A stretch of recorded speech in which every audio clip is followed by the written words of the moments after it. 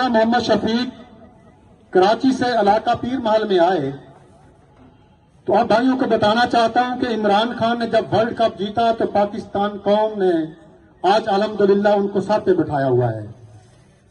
तो राना मोहम्मद शफीक खान जब Indira Gandhi chief guest थे तो इंडिया में इंदिरा गांधी के सामने पाकिस्तान का झंडा सर बुलंद किया। तो इलाका पीर महल वालों, हम राना शफीक को एमपी नहीं बना सकते।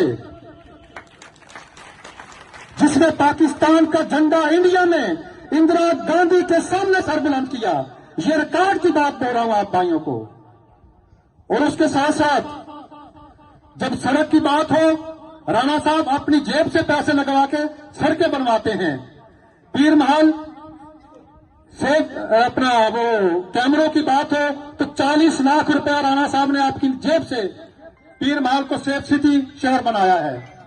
पुलिया इलाका रावी में हम गए तो पुली टूटी हुई थी, एक जिम्मेदार ट्राली ऊपर गन्ने लाद के खड़ा था और रो रहा था इन हुक्मरानों के सर को। तो राणा साहब ने अपनी जेब से 5 लाख रुपए दिए। वो 33 तक की बात है, पूछ लो उन लोगों से। राणा साहब ने कहा कि इमरजेंसी पुलियां बनाओ और इधर से किसान अपना गन्ना लेके मिल की तरफ जाए। राणा साहब तो ना एमपी हैं ना एमएनए हैं, पुलियां बनाए तो अपनी जेब से।